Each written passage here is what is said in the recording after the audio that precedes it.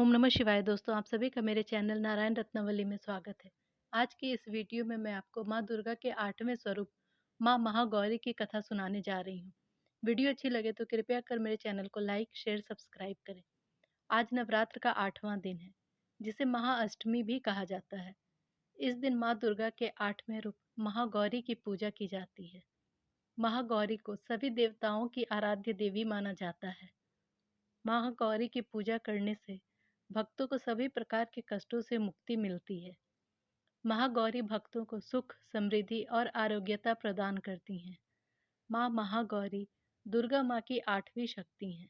माता महागौरी का वर्ण पूर्णतया सफेद है कि गौर वर्ण की तुलना शंख, चंद्र और कुंद के फूल से की गई है। इनकी आयु 8 वर्ष की मानी गई है। अष्टवृषा भवेद गौरी। इनके समस्त वस्त्र और आभूषण भी श्वेत हैं, इसलिए इनका एक नाम श्वेतांबर धरा है। इनकी 4 भुजाएं हैं। इनका वाहन वृषभ है, इस कारण इन्हें वृषारूढ़ा भी कहा जाता है। इनके ऊपर का हाथ अभय मुद्रा में है और नीचे वाला दाहिने हाथ में त्रिशूल है। ऊपर वाले बाएं हाथ में डमरू है और नीचे का बाएं हाथ आशीर्वाद की मुद्रा में है। इनकी मुद्रा अत्यंत शांत है। आइए जानते हैं महागौरी माता की कथा। आज नवरात्र की अष्टमी तिथि है। इस दिन माँ की 8वीं विभूति गौरी की पूजा होती है। नवरात्र के 7वें दिन काल रात्रि की पूजा होती है, क्योंकि काली ही भगवान शिव के व्यंग से दुखी होकर माता गौरी बन गई थी। इसलिए काली की पूजा के बाद माता गौरी की पूजा होती है। माता गौरी को शिवा, उमा और पार्वती के नाम से भी जाना जाता है। पार्वती पूर्व जन्म में दक्ष की पुत्री सती थी, जिनका विवाह भगवान शिव से हुआ था। दक्ष के द्वारा शिव का अपमान किए जाने के कारण माता सती ने दक्ष द्वारा आयोजित यज्ञ में हवन कुंड में कूदकर आत्मदाह कर लिया था। सती का अगला जन्म हिमालय की पुत्री पार्वती के रूप में हुआ। पार्वती जी को पूर्व जन्म की सारी बातें याद थी। पार्वती ने भगवान शिव को पुनः पति के रूप में पाने के लिए कई वर्षों तक कठोर तपस्या की। तपस्या में लीन होते से माता का शरीर काला पड़ गया।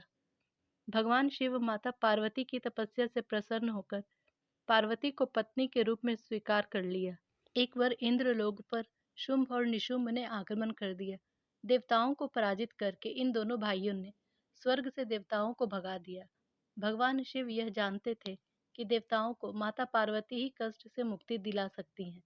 इसलिए एक दिन शिवजी ने पार्वती जी पर व्यंग करते हुए कहा कि तुम तो बहुत काली हो। पार्वती जी को यह बात दिल पर लग गई। पार्वती जी ने भगवान शिव से कहा, आपने मुझे काली कहा है, मैं आपको गोरी होकर दिखाऊंगी। गौर वर्ण पाने के लिए माता पार्वती तपस्या करने लगी। इस प्रकार वर्षों तक कठोर तपस्या करने पर जब पार्वती जी वापस नहीं आती हैं, तो पार्वती जी को खोजते हुए भगवान शिव उनके पास पहुंचते हैं और वहां पार्वती जी को देखकर आश्चर्यचकित रह जाते हैं। फिर भगवान शिव पार्वती जी से कहते हैं, अब तुम गंगा स्नान करो, इससे तुम और भी गौरवर्ण हो जाओगी और गौरी कहलाओगी। भगवान शिव की आज्ञा पाकर माता पार्वती गंगा में स्नान करने चली जाती हैं। पार्वती जी जब गंगा स्नान कर रही थी, उसी समय गंगा तट पर शुंभ निशुंभ के कब्जे से स्वर्ग की पुनः प्राप्ति के लिए सभी देवता आदि शक्ति की आराधना कर रहे थे। माता पार्वती ने देवताओं की आराधना सुनकर कहा, आप सब मेरी आराधना कर रहे हैं, आप निश्चिंत हो जाएं। शुंभ निशुंभ का वध करके आप सभी देवताओं को कष्ट से मुक्ति दिलाऊंगी। गंगा स्नान के बाद माता पार्वती गौर वर्ण की हो गईं। उनके शरीर से श्यामल वर्ण कौशिकी प्रकट हुई। माता पार्वती की आज्ञा से देवी कौशिकी ने शुंभ निशुंभ का वध कर दिया। शुंभ निशुंभ के वध के बाद शिवजी ने पार्वती जी को समझाया कि काली कहकर व्यंग करने के पीछे उनका उद्देश्य कौशिकी का जन्म था। इस उद्देश्य के पूरा हुए बिना शुंभ निशुंभ का वध संभव नहीं था। माता महागौरी से संबंधित एक और अन्य प्रचलित कथा है, जिसके अनुसार एक सिंह काफी भूखा था। वह भोजन की तलाश में वहां पहुंचा जहां देवी उमा तपस्या कर रही थी।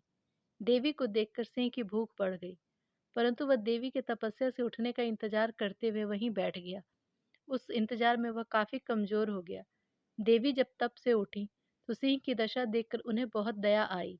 माँ ने उसे अपना सवारी बना लिया। इसलिए माता गौरी का वाहन बैल और सिंह दोनों ही है। एक अन्य कथा के अनुसार दानवों के अत्याचार से जब देवता भगवती शाकंभरी की शरण में आए, तब माता त्रिलोकी ने सबको मुग्ध करने वाले महागौरी रूप को धारण किया।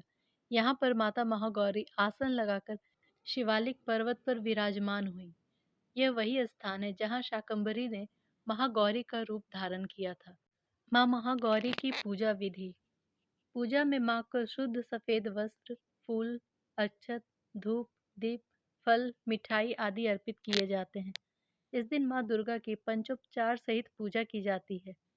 महागौरी के पूजा के समय माता को श्वेत वस्त्र, श्वेत पुष्प, श्वेत चंदन, श्वेत फल आदि चढ़ाए जाते हैं। इस दिन माता महागौरी का मंत्र है, या देवी सर्वभूतेषु माँ गौरी रूपेण संस्थिता, नमस्तस्यै नमस्तस्यै नमस्तस्यै नमो नमः।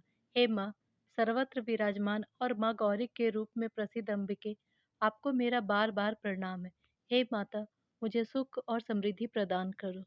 महाअष्टमी के दिन माता महागौरी को सुहाग सामग्री के साथ साथ लाल चुनरी भी अर्पित करनी चाहिए। संतान सुख की प्राप्ति के लिए माता को नारियल का भोग लगाना चाहिए। माँ महागौरी का ध्यान, स्मरण, पूजन भक्तों के लिए कल्याणकारी होता है। सदैव इनका ध्यान करना चाहिए। इनकी कृपा से अलौकिक सिद्धियों की प्राप्ति होती है। माता महागौरी की पूजा से भक्तों को कई प्रकार के लाभ मिलते हैं। महागौरी की पूजा से सभी पाप धुल जाते हैं। सुख और समृद्धि की प्राप्ति होती है। महागौरी की पूजा भक्तों को आरोग्यता प्रदान करती है।